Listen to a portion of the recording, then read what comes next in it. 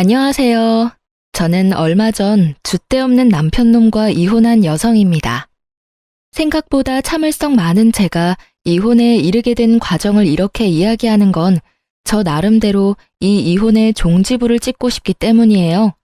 사실 여전히 저는 이 남편 때문에 얻은 남성 불신 때문에 너무도 고생하고 있는 중이거든요. 이혼만 하면 다 잊고 정말 혼자, 아니 애랑 둘이서 잘 살 줄 알았는데 그것이 그리 쉬운 일이 아니더군요.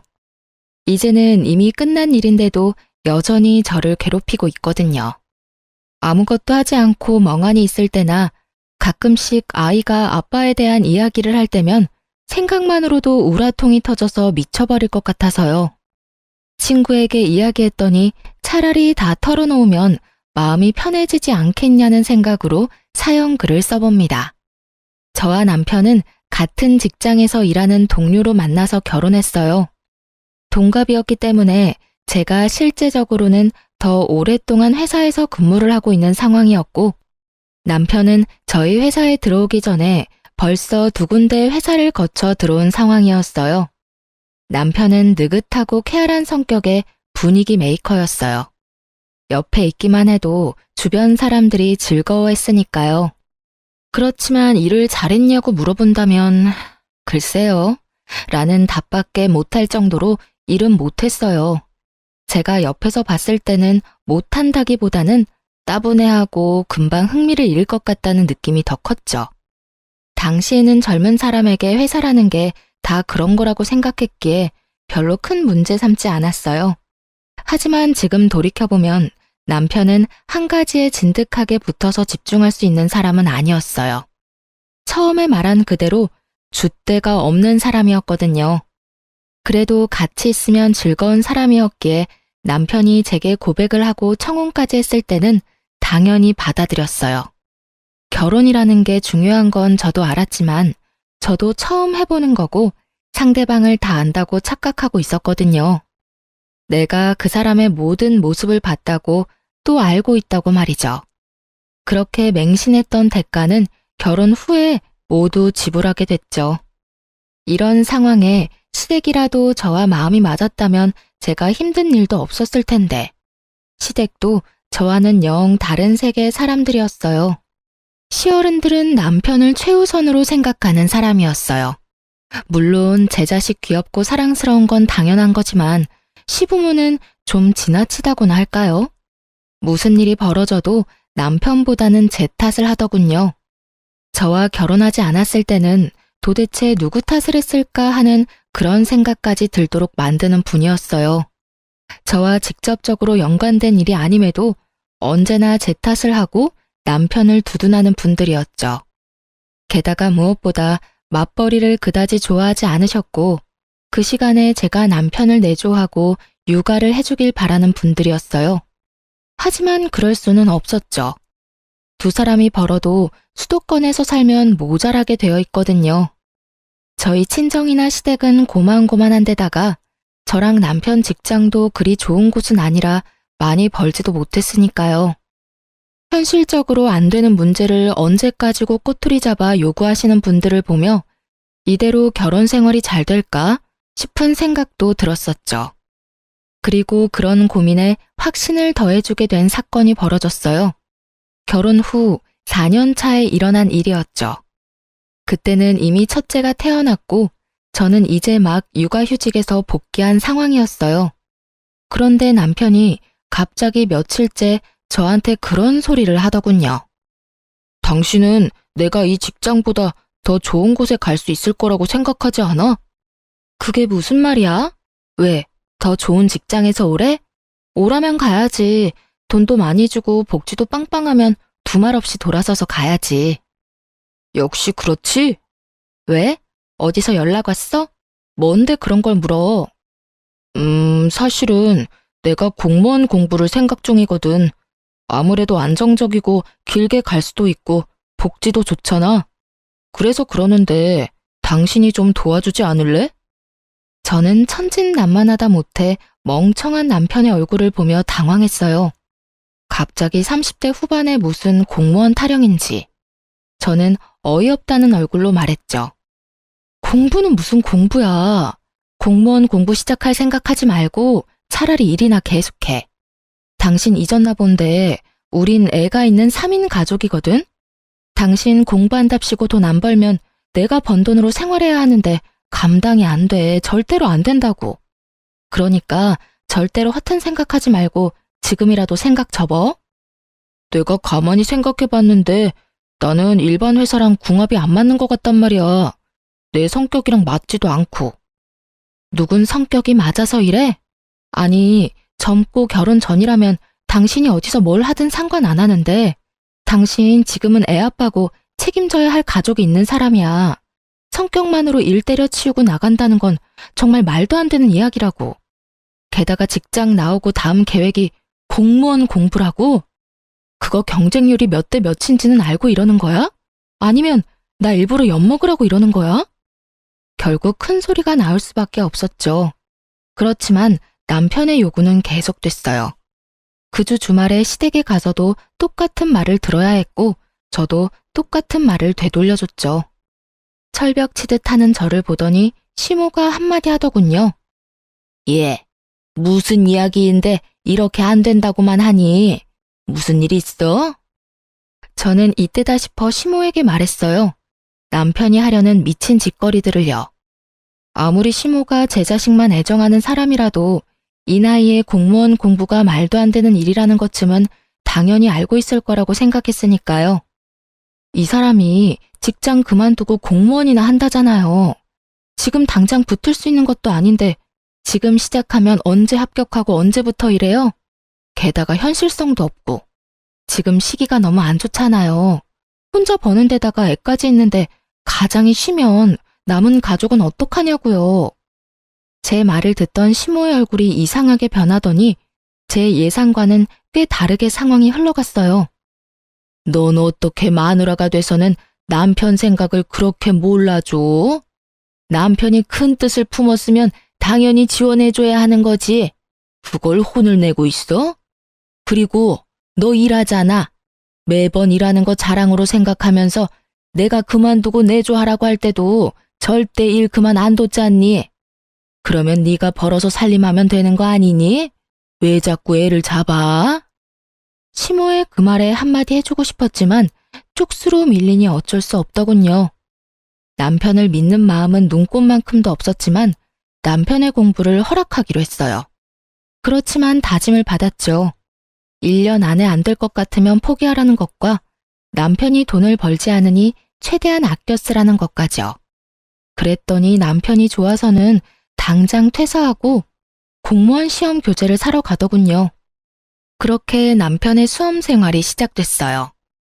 나이가 있으니 외우는 것도 어려운 일이었고 외웠다 하더라도 다른 일 잠깐 하면 까먹기 일쑤였죠. 솔직한 말로 1년 안에 공무원 안 되면 남편을 다시 취직시키고 엄청 갈굴 생각으로 참고 있었어요. 그런데 며칠 뒤에 뜬금없이 시모에게 전화가 왔어요. 저는 당시에 일하고 있는 와중이었고 전화를 아슬아슬하게 받을 수 있었죠. 네, 어머님. 무슨 일로 전화하셨어요? 야, 너는 어떻게 된 애가 남편 밥도 안 주고 나와? 저는 의아했어요. 밥을 안 주다뇨. 애 어린이집 보내기 전에 남편과 애 셋이서 아침을 먹었는데 말이죠. 어머님, 아침은 같이 먹고 나왔는데요. 점심 말이다, 점심. 지금 시간을 좀 봐. 애가 여태껏 아무것도 못 먹고 불쌍하게 굶기나 하고. 애초부터 이 결혼이 잘못된 거지. 남편한테 관심이 없는 여자랑 결혼을 해서 그래. 시모 말에 저는 두통이 오는 머리를 주먹으로 퉁퉁 두드렸어요. 시모가 우리 집에 갔을 리는 없고 가지 않았다면 답은 하나죠. 남편이 시모에게 밥 못 먹었다고 찡찡댔다는 거. 그리고 그 이야기에 시모가 전화와서 이런 어이없는 말을 하는 거고요. 어머님, 죄송하지만 저는 지금 회사에서 일하는 중이에요. 가까우면 모르겠지만 왕복 1시간이고요. 갔다 오면 제 점심시간이 없어지는 데다가 남편이 밥 차려 먹을 수 있도록 준비 다 해놓고 왔는데 갑자기 이게 무슨 소리세요? 그 사람 집에서 공부하고 있거든요? 집에 있는 사람이 밥을 해 먹어야지 어떻게 밖에서 일하는 사람이 집까지 가서 밥을 차려주고 나와요? 네가 준비를 해왔으면 왜 우리 아들이 나한테 전화와서 배고프다고 난리를 피우겠어? 그리고 우리 귀한 아들이 왜 혼자서 밥을 차려 먹어? 너는 손이 없니 발이 없니? 네가 나와서 당장 챙겨주고 와. 일한다고 생색내나 본데 일을 해도 남편 내조는 해야 할 거 아니야. 우리 아들 지금 공부하고 다닌다고 너 무시하는 거야? 시모 말 들어보니 남편 놈이 배고프다고 시모에게 전화해서 떽떽거린 모양이었어요.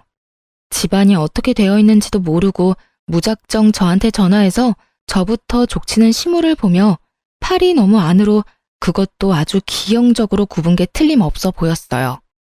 공부한답시고 돈도 벌지도 않는 축내기만 하는 남편 놈에게 제가 집에까지 가서 밥을 차려줘야 할 이유가 하나도 없었잖아요. 오히려 제가 열받아서 내쫓지만 않으면 다행인 일을 무슨 생각으로 제 탓을 하는 건지 저는 시모에게 따지려다가 참았어요. 시모가 뭘 알겠나. 남편 놈이 시모에게 언지를 준 게 더 잘못된 거라고 생각했거든요. 그래서 그날 저녁에 남편과 한판 뜨기로 결정했어요. 열을 받은 채로 집에 들어가는데 정말 났던 화가 폭발할 정도로 집안이 엉망진창이었어요. 혼자서 공부만 하고 있던 남편이었어요. 애는 제가 출근하는 길에 어린이집에 보냈었죠. 그런데 집에 도착했는데도 애가 보이지 않더라고요. 우리 애 어디 갔어? 어린이집에서 안 데리고 왔어? 내가 왜 데리러 가? 당신이 여태까지 데리고 왔으면 끝까지 당신이 데리고 와야지. 왜 나한테 그걸 시켜? 나 안 보여? 지금 공부하느라 바쁘잖아. 남편 놈은 공부하는 자리에 앉아 있었지만 거실 테이블과 소파, 탁자 위에는 남편의 흔적이 고스란히 남아 있었어요. 과자 봉투와 음료수병, 커피를 마시고 씻지 않은 컵까지. 제 눈에는 남편이 오늘 하루 놀고 먹은 결과만 보였죠. 게다가 애도 데리고 오지 않다니 화가 머리끝까지 났어요. 당신한테 공부하라고 한 건 맞지만 상식적으로 집에서 공부만 하는 거면 애는 당신이 좀 데리고 와야 하지 않아? 애 어린이집이 아파트 단지 내에 있는데 거리가 멀지도 않은데 왜 매번 내가 데려올 때까지 기다리는 거냐고. 내가 항상 늦어서 어린이집에 죄송하다고 말하며 애 데리고 오는 거 알고 있으면서 이 시간까지 애를 그냥 놔두는 게 말이나 돼? 애가 있으면 시끄러워서 공부가 안 돼. 그래서 안 데리고 온 거고. 좀 그런 거로 나한테 짜증내지 마. 나도 열받으니까. 남편의 그 말에 뒷골이 확 당기더군요. 자기가 뭔데 열이 받아요? 이 상황에 열받을 사람은 저 말고 없잖아요. 결국 저도 남편에게 한마디 했어요. 당신 공부하라고 그냥 놔둔 건 당신이 하고 싶은 거 마지막으로 하게 해주려던 것뿐이야. 그런데 당신이 공부한다는 핑계를 대면서 이 집안에서 아무런 일도 하지 않으려고 하는 건 용납 못해. 무슨 말이냐고? 이 집은 전세이긴 하지만 내 집이고 돈 버는 사람도 나뿐이거든? 앞으로 적당히 하지 않으면 쥐뿔도 없을 거라는 이야기야. 적당히 눈치껏 알아서 하지 않으면 나도 당신처럼 일 그만두고 공기업이나 확 준비해 버릴 테니까.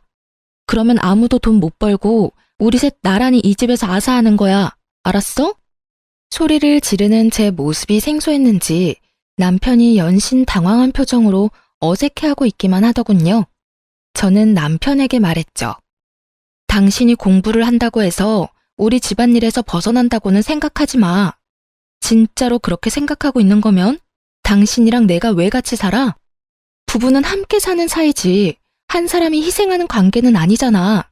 나한테 이 짐 저 짐 다 얹어두고 싶으면 차라리 한마디만 해. 바로 이혼하자고. 이혼 안 할 거면 당신도 어느 정도 희생해. 지금 현재도 나만 희생하고 있는 거 알고는 있지? 결국 제 말에 남편이 쫄았는지 그 뒤로는 그런 막무가내 짓은 안 하더군요. 그리고 어지럽혀 두었던 식탁이며 거실도 집에 올 때는 다 정리가 되었죠. 그제야 사람 사는 집처럼 보였어요. 솔직하게 말해서 남편이 일을 하지 않으면 제가 조금은 편해질 줄 알았는데 제가 더 불편해질 줄은 몰랐거든요. 게다가 남편이 일을 그만뒀으니 저라도 많이 벌어보려고 야근을 많이 잡아놓은 터라 피곤함마저 가득했으니까요. 그렇지만 이렇게 고생해보면 남편도 곧 제정신 차리겠지 하는 마음으로 버텼어요. 그렇지만 그만두겠다고 하지는 않더군요. 오히려 더 오기가 생긴 것처럼 예전보다 더 열심히 하더군요. 그래, 뭐 이것도 괜찮겠다 싶었어요. 차라리 진짜 공무원이 되면 제가 힘든 일이 없어지게 될지도 모르니까요. 그런 생각으로 남편을 놔뒀어요. 다만 그 이후로는 일하지 않으면 사람 대접을 하지 않겠다고 하니 남편이 설거지며 아이 등 하원은 시켜주더군요. 이때가 가장 평온했고 별일 없는 날들이었던 것 같아요. 그 뒤에는 제 상상을 초월하는 일이 벌어졌거든요. 얌전히 공부만 하고 있을 거라 생각했던 남편이 어느 날은 제게 슬며시 다가와 한마디 툭 꺼내더군요. 나 직장 생활은 내 체질에 안 맞는 것 같아. 특히 다른 사람 밑에서 일하는 게 힘든데 다른 회사의 직원으로 가든 공무원으로 가든 내 위로는 다 내가 고개 숙일 사람밖에 없으니까. 그래서 이번에는 특별히 장사를 한번 해볼까 싶은데 어때? 저는 너무 당황했어요. 공부를 시작한 지 1년이 지나서야 그런 말을 하더군요. 당신 지금 공부한 지 1년이나 됐어. 장사라니. 그거 할 거면 공부는 뭐하러 한다고 그랬어? 1년이라는 시간을 투자했으면 뭐든 결과를 보고 결정해야 할 거 아니야. 결과보다는 내 성격이 그런 것 같아. 어차피 공무원도 계급사회인데 내가 적응 못할 것 같거든. 그럴 바엔 차라리 내가 사장인 자영업자가 되는 게 나을 것 같아서. 말을 한 번 내뱉었으면 좀 지켜. 당신이 하는 생각에 이리저리 휘둘려야 하는 내 생각은 안 해? 1년째 혼자 집안 살림하며 돈 쓰고 있는데 당신은 나한테 미안하지도 않아? 미안하게 생각하니까 장사를 하겠다는 거잖아. 내가 그런 성격이 아닌데 어떻게 하고 싶지 않은 걸 시켜. 내가 하라고 했어? 난 분명히 처음에 당신 공부하고 했을 때 말렸거든? 한창 공부시켜 놓으니까 이번에는 뭐? 장사? 난 절대로 그거 허락 못해. 차라리 지금 공부를 계속하던지 해. 이래서 당신이랑은 대화가 안 된다고. 알았어. 내가 대충 알아서 할 테니까 당신은 신경 쓰지 마. 신경이 쓰이지 않을 리가 없잖아요. 그날 이후로 저는 남편의 일거수일투족에 신경을 썼어요. 뒤를 쫓는 정도는 아니었지만 그래도 이 사람이 무엇을 하고 있는지 정도는 알아야 한다고 생각했어요. 사고 치기 전에 막아야 한다는 일념으로 말이죠. 그런데 한창 남편이 공부도 팽개치고 열심히 여기저기 움직이더군요. 그러더니 장사 이야기가 나온 지 한 달 만에 저한테 말하더라고요. 당신 돈 좀 있어? 나 꼭 필요한데 써야 하는데 좀 빌려줘. 나중에 2배로 갚아줄게. 무슨 일이야? 설마 또 장사 때문에 돈 빌리는 거면 난 절대 못 줘. 난 승산 없는 일에는 투자 안 해. 승산이 왜 없어? 이번에 친구 정훈이 좋은 아이템 가져왔거든? 당신도 들으면 진짜 혹할 것 같은데. 지금 가게 리모델링에 돈이 좀 쪼들려서 그래. 당신이 좀만 도와주면 안 될까? 장사하는 거면 돈 안 준다고 했지. 그리고 벌써 일 다 버렸잖아. 게다가 동업? 그리고 리모델링이면 이미 가게가 들어섰다는 건데 가게 세울 돈은 어디서 났어? 내가 받은 퇴직금 좀 넣었지. 그리고 모아뒀던 돈도 넣었고. 저는 제 귀를 의심할 수밖에 없었어요. 남편이 가지고 있던 돈을 다 털어넣었다는 말이었거든요. 모으고 있던 돈과 퇴직금까지 털어낸 남편은 정말로 빈털털이었어요. 그런 남편이 제게 돈을 더 요구하니 속이 터졌죠. 그 가게가 어떤 가게인지는 모르지만 일단 저는 제 인생에만 집중하기로 했어요. 그 말은 돈을 빌려주지 않았다는 뜻이죠. 제가 돈을 빌려주지 않으니 남편 놈이 아주 열받는다는 표정으로 저한테 눈으로 욕을 마구마구 하더라고요. 그러나 더 이상 달라고 요구하지 않고 사라졌어요. 저는 남편이 어디로 갔는지 알 수 없었지만 어디든 제발 제정신 차릴 수 있는 곳에 가길 바랬어요. 그리고 한 달 정도 지났을 때 시모가 제게 전화를 했어요. 네, 어머님, 어쩐 일로 전화하셨어요?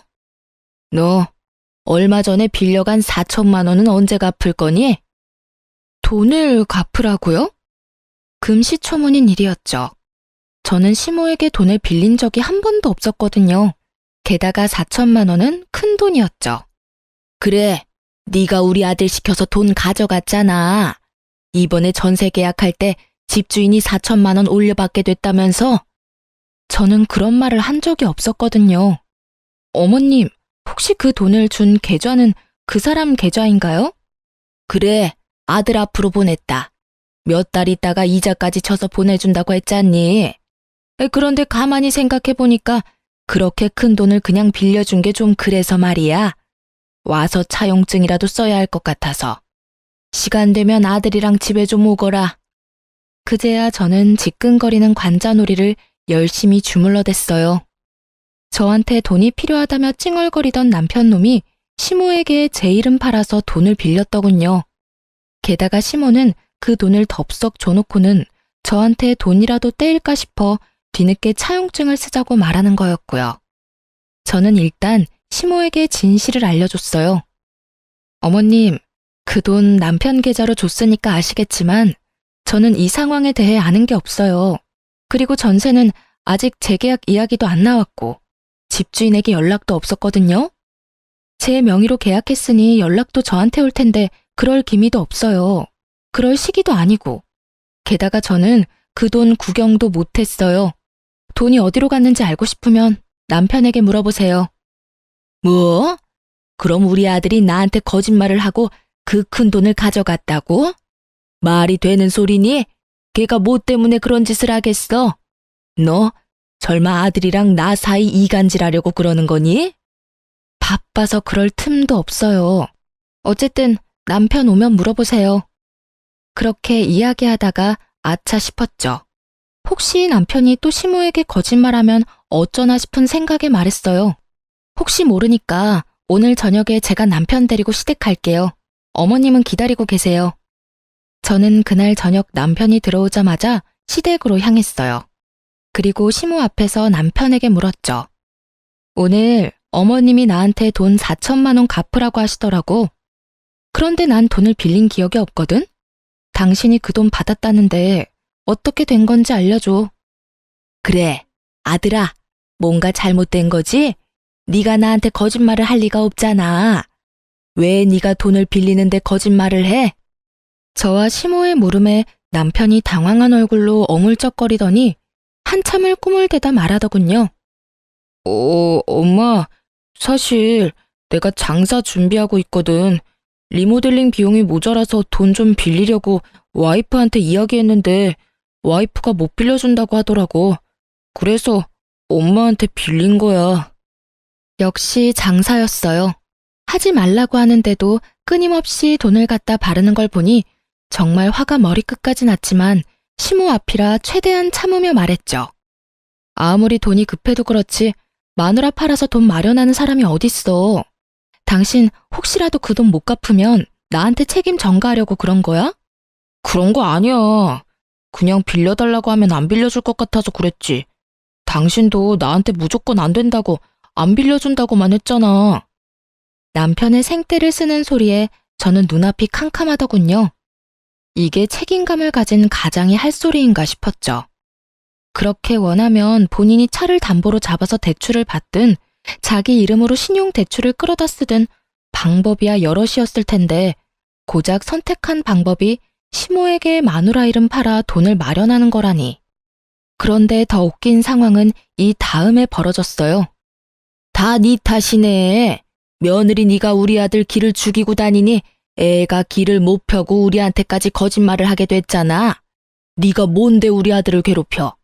그깟 돈이 뭐가 그렇게 소중해서 장사하겠다는 애를 못하게 막냐고. 그만 좀 하세요. 지금 이 사람 2년 동안 한 일이 뭐가 있는지 아세요? 그 귀한 시간 절반 넘게 공부한답시고 집에 틀어박혀서 제가 벌어다주는 돈으로 느긋하게 살더니 이제 와서 장사하겠다고 집에 있는 돈 다 가져가려고 하잖아요. 둘이 벌어도 모자란 판에 어떻게 혼자 벌고 있는 사람한테 돈 내놓으라고 하냐고요. 제가 뭐 어디 가서 가장 노릇하라고 했어요? 공부하고 싶다고 해서 공부시켜줬더니 시험은 합격도 못 해놓고 이제 와서 장사하겠다고 저러는데 어떤 마누라가 돈을 내놔요? 지금 당장 내 새끼 밥 해먹일 것도 걱정되는 판국에 너 말 다 했니? 그러는 너는 여태껏 우리 아들이 벌어다주는 돈으로 편하게 살았어, 안 살았어? 네가 그런 소리 하면 안 되지. 너 돈 좀 번다고 생색내면서 그러는 거 아주 꼴 보기 싫어. 왜 우리 아들이 너한테 그런 대접을 받으면서 살아야 해? 그 말을 듣는데 정말로 하늘이 무너지는 기분이었죠. 편하게 살긴 누가 편하게 살아요? 제가 지금 편하게 사는 것처럼 보이세요? 일도 안 하는 남편 공부시키느라 애 등하원도 제가 하고, 애 밥 먹이는 것도 제가 하고, 집안일도 돈 버는 것도 제가 하는데, 그리고 어머님 말씀대로면 지금 당장 있는 돈 없는 돈 다 긁어 모아서 남편 장사하는 데 넣어주고 우리는 길거리에 나앉아서 손가락이나 빨고 있으라 그 말이에요? 제가 적나라하게 말하자 그제야 시모가 눈치를 보더니 딱 잡아떼더군요. 내가 언제 그렇게 말했어? 넌 사람을 꼭 그렇게 이상한 사람으로 만들어야겠니? 그게 아니면 뭔데요? 제 말이 어머니 말이랑 뭐가 달라요? 집에 있는 여윳돈은 다 남편한테 갖다 바쳐라 이거잖아요. 일도 안 하고 집에서 쳐놀기만 하는 주제에 사고나 치고 다니는 남편한테. 말이 통하지 않는 시모와 눈치 보며 그저 여기서 벗어나길 바라는 싹퉁머리 없는 남편놈을 보면서 저는 끓어오르던 화가 터져버렸어요. 됐어요. 이런 말 할 필요도 없네요. 당신, 이혼해. 줏대 없는 당신 때문에 고생고생하며 여기까지 왔는데 더는 못하겠어. 내가 왜 이런 취급 당하면서까지 당신하고 같이 살아야 해? 애는 내가 데리고 살 거니까 당신은 당신 원하는 대로 공부를 하든지 장사를 하든지 마음대로 해. 제 이혼 이야기에 남편은 당황해서 변명부터 하기 바쁘더군요. 이혼? 갑자기 웬 이혼이야? 장사 한번 하겠다는데 이혼하는 건 너무한 거 아니야? 나한테도 시간은 줘야지. 난 그 시간 못 기다려. 솔직하게 말해서 지금도 싱글맘 기분이야. 이혼을 안 하면 사고 많이 치는 애랑 어린애 둘을 키우는 기분일 거고, 이혼하면 그냥 어린애 하나 키우는 기분이겠지. 그러니까 이제 그만하자. 당신 진짜 이럴 거야? 솔직하게 말해서 당신만 이혼하고 싶은 건 줄 알아? 내가 하고 싶은 말이었어. 그래도 당신 고생한 거 알고 있으니까 여태껏 내가 참은 거지. 뭘 참았는데? 네가 도대체 뭘 참았다고 네 입에서 이혼 이야기가 나와. 결혼해서 마누라 고열 빨아가며 열심히 놀았으면서 당신이 뭘 참았는데? 내가 한 잔소리가 그렇게 듣기 싫었어? 당신이 정상적으로 직장만 다니고 있었어도 내가 그랬겠어? 와, 내가 이런 남자랑 결혼했다니 진짜 최악이다, 최악. 그래, 당신도 이혼하고 싶었다니 다행이네. 질질 끌고 할 필요도 없이 깔끔해서 좋겠어. 이런다고 내가 무서워할 줄 아나 본데 당신이나 후회하지 마라. 여태껏 나 깔본 거 생각하니까 더 열받네. 줘, 이혼 서류. 지금 당장 작성해서 줄 테니까. 그래, 아들. 잘 생각했어. 이런 여자가 남편 잡아먹는 년이야. 세상 천지에 반이 여자고 우리 아들 내조 잘해줄 여자도 어딘가에는 있을 거다. 처음부터 이런 여자인 걸 알았으면 결혼을 허락하지도 않는 건데. 시모의 응원의 말에 힘입었는지 결국 남편놈은 그 자리에서 이혼 서류를 작성하더군요. 이혼 서류는 제가 가져온 거였어요. 솔직하게 말해서 이혼할 마음으로 들고 왔다기보다는 이걸 보면 남편놈도 제정신 차리지 않을까 싶어서 가져온 건데 아예 반대 결과가 나타나 버렸죠. 남편놈이 그걸 작성하는 걸 보는데 괜스레 화가 더 치밀어 오르더군요. 왜 지가 더 속 시원해하고 기세등등한지. 나중에 나 잘되고 나서 애 앞세워서 찾아오지나 마. 뭐래? 웃기고 앉았네. 돈이나 벌고 그런 말 하는 게 어때? 지금 당장 돈 10,000원도 못 버는 인간이 허세는? 결국 그렇게 저는 이혼 서류를 냈어요. 소송을 하게 되겠지만 제게 불리할 거라고는 생각지 않았어요. 그만큼 남편의 행동은 정말 최악이었으니까요. 그리고 제가 불리한 판결을 받는다 해도 저 남자와는 더 이상 엮이고 싶지 않았거든요.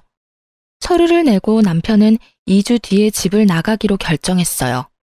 원래 우리가 살던 집은 제가 결혼 전부터 살고 있던 전셋집이었고 계속 계약을 갱신해오고 있었으니 제 명의로 되어 있었거든요. 남편의 지분이 조금도 없으니 나가야 할 사람은 남편 혼자였으니까요. 어차피 시댁으로 들어간다기에 짐을 조금씩 옮기고 있었죠. 그런데 서류 내고 일주일 정도 뒤부터 남편 놈이 초조해하며 제 눈치를 보기 시작하더군요.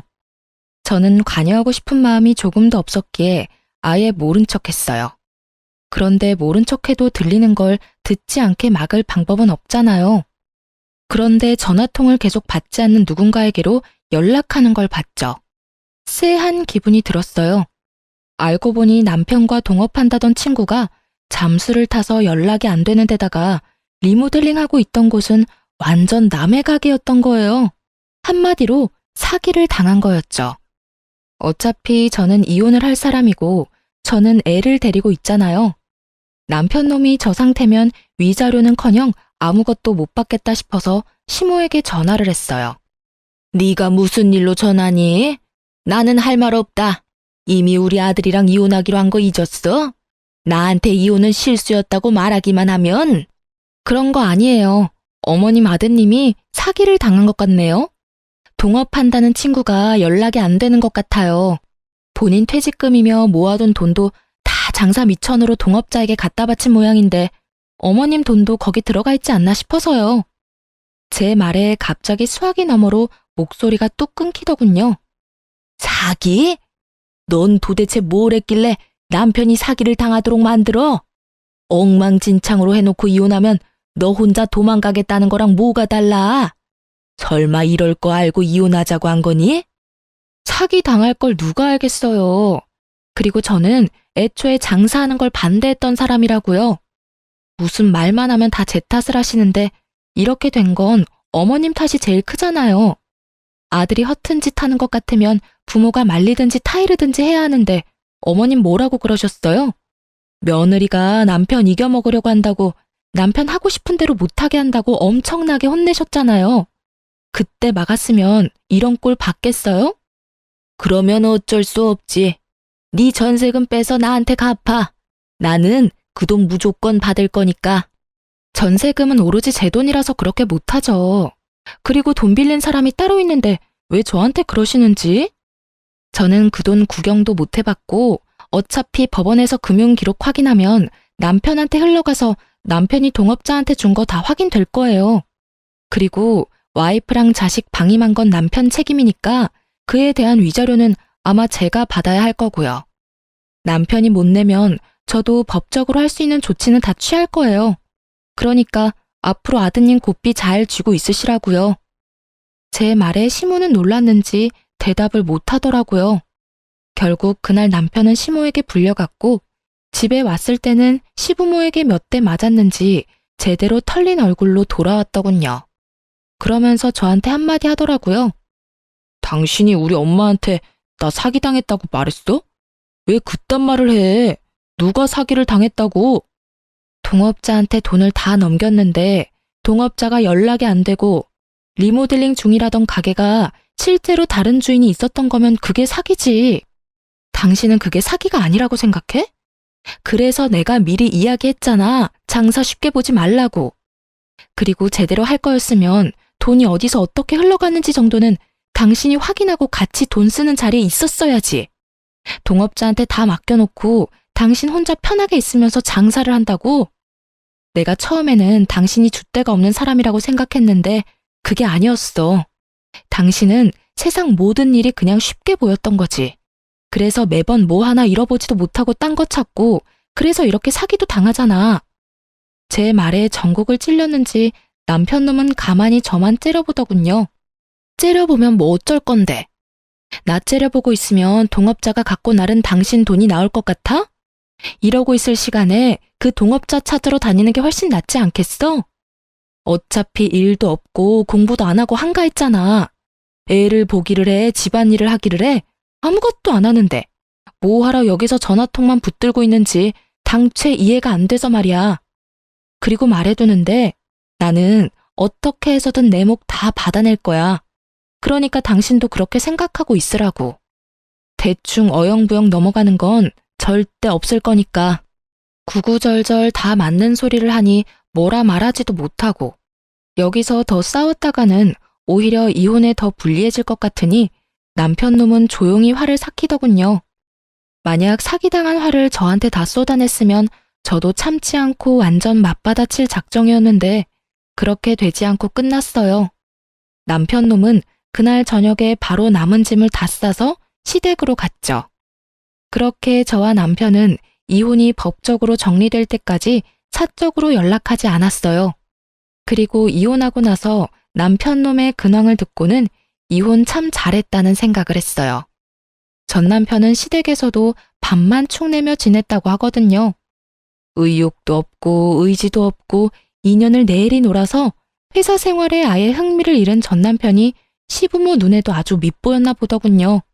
하긴 결혼시켜서 밖에 내놓았을 때는 가까이 있지를 않으니 귀하고 자랑스러운 내 자식이겠지만 집에서 저렇게 철없는 아들을 보고 있으면 어느 부모가 화가 안 나겠냐고요. 게다가 전 남편이 일을 하지 않고 백수로 지내니 저에게 와야 할 양육비가 오지 않게 된 거죠. 제가 매번 남편에게 양육비 달라고 하면 전 남편은 시부모에게 돈 좀 붙이라며 시부모에게 떠맡기기 바빴거든요. 그게 1년이 넘게 지속되자 시부모님들도 알게 된 거죠. 남편이 인간 말종이라는 걸요. 결국 비난의 화살은 제가 아니라 본인들 아들에게 돌아갔고 전 남편은 시부모 등살에 못 이겨 결국 알바를 시작했더군요.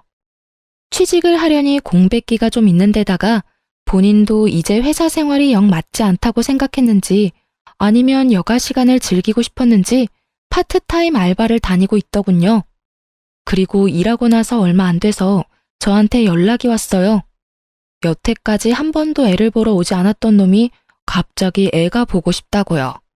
애가 보고 싶다는 아빠를 외면할 수는 없으니 일단 만날 약속을 잡았어요. 그런데 이놈이 만나자마자 어이없는 말을 하더군요. 나 얼마 전에 일자리 구했어. 일도 지금 하고 있고. 지금 생각해보면 나 생각하고 걱정해주는 사람이 당신뿐이었는데 내가 왜 그랬나 모르겠어. 우리 이혼 다시 한번 생각해보지 않을래? 이대로는 내가 너무 미안해서 그래. 당신한테도 아이한테도. 일자리 구했으면 열심히 일해서 양육비나 보내줘. 나는 당신하고 다시 좋은 마음으로 살 자신이 없거든. 솔직히 당신이 변했다고 해도 이미 내 안에서 당신이라는 사람은 애한테 신경도 안 쓰고 자기 좋을 대로 사는 사람으로 고정되어 있으니까. 그냥 한순간의 일탈이었다고 생각하면 안 돼? 나도 나쁜 의도로 그런 건 아니잖아. 다 우리 가족 잘 되라고 한 선택이었는데 그게 잘 안 됐을 뿐이고. 만약에 내가 한 선택들이 다 잘 됐다면 당신도 나와 이혼하지는 않았을 거 아니야. 아니, 그래도 나는 당신이랑 이혼했을 거야. 당신이 착각하고 있는 것 같은데 내가 확실하게 말해줄게. 당신이 잘 되고 못 되고를 떠나서 당신이 한 선택들은 나랑 애를 생각하면 선택할 수 없는 일들 뿐이었어. 와이프를 일하게 하고 애도 돌보지 않고 하지 말라는 것만 골라서 한 모든 것들이 말이야. 그러니까 한마디로 너는 네 생각만 하는 이기적인 놈이라 이거지. 그러니까 다시 이혼해도 넌 똑같이 이기적인 선택을 할 거야. 그리고 당신이 변했다 해도 나는 다시는 너한테 안 가. 내가 아닌 다른 사람과 잘해봐. 나는 2번을 당했으니까 3번은 당하고 싶지 않거든? 내 인생을 걸고 그런 도박을 하라는 건 좀 너무하지 않냐? 제 말에 강한 비난을 읽었는지 남편은 다시 입을 꾹 닫더군요. 제가 넘어올 줄 알았나 봐요. 그렇게 남편은 애를 보는 둥 마는 둥 하고 돌아갔어요. 그리고 그날 저녁에 시모에게서 전화가 왔어요. 이번에는 또 어떤 탓을 하려나 싶어서 전화를 받았죠. 그래, 잘 지내니? 애도 잘 지내지? 오늘 아들이 왔다 갔지 않아? 네, 다녀갔어요. 저는 긴 말하고 싶지 않았어요. 전 남편이 재혼 이야기 꺼낸 것도 하고 싶지 않았고요. 그런데 시모가 그러더군요. 네가 우리한테 서운한 마음인 건 잘 알아. 그렇지만 너희는 가족이잖니? 우리 아들 저렇게 집에서 처량하게 있는 거 보니 딱하고 안 됐어.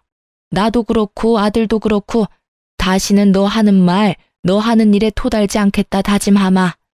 그러니까 우리 아들 좀 다시 데려가, 응? 저는 이 대목에서 웃을 뻔했어요. 같이 살아보니 자기 아들이 어떤 인간인지를 알았던 모양인지 빠르게 저한테 보내고 싶어서 안달이 났더라고요. 그런데 제가 받아줄 리가 없잖아요. 이제 와서 입 싹 닫고 다시 데려가라는 건 좀 너무하시지 않나요? 그렇게 자랑스럽고 사랑스러운 아드님이면 어머님이 직접 데리고 있는 게 맞는 거 아닐까요? 솔직하게 말해서 저는 자기만 소중하게 생각하는 남자는 필요가 없거든요. 아무리 답답해도 어머님한테는 아들이니까 이해하고 넘어갈 수 있겠지만 저는 생판남인데다가 그 사람 때문에 피해만 본 사람인데 제가 왜 그 사람을 데려가요? 그 사람이 저와 아이를 가족으로 생각했으면 잘하던 일 때려치우고 공부한답시고 백수돼서 돈을 축내는 일을 했겠어요? 와이프가 하지 말라고 단단히 일렀는데도 장사해보겠다고 있는 돈 다 때려받고 사기 당할 일 만들었겠어요? 사기치려는 놈한테는 못 이긴다는 거 알아요. 그러면 그 동업자라는 사기꾼 말 듣기 전에 마누라 말을 조금이라도 귀담아 들었으면 이런 일이 없었을 거잖아요. 제가 왜 어머님을 위해서, 전 남편을 위해서 다시 재혼이라는 희생을 해야 할지 모르겠네요. 그냥 아드님 옆에 계속 데리고 사세요. 저는 사고만 치고 가정에는 충실하지 않은 이기적이고 줏대없는 남자는 필요 없거든요. 저는 제 할 말만 하고 전화를 딱 끊어버렸어요. 이 얼마나 뻔뻔하고 계산적인 사람들인지. 아무리 봐도 자기가 감당 못할 것 같으니까 저한테 다 넘기려는 수작이잖아요. 게다가 전 남편도 시모보다 더 답이 없는 놈이죠. 이혼할 때 그렇게 기세등등하게 큰 소리 쳤잖아요. 잘 되고 나서 애 앞세워서 찾아오지 말라고요. 그 짓을 지가 지금 하고 있는데 제가 받아줄 거라 생각한 게 웃기지 않나요? 그 이혼 직전의 인연은 제 인생의 암흑기와 마찬가지예요. 그때를 생각하면 진짜 자기 혐오에 빠질 정도거든요. 그래도 어떻게든 너무 늦지 않은 시기에 빠져나와 천만다행이라고 생각하고 있어요.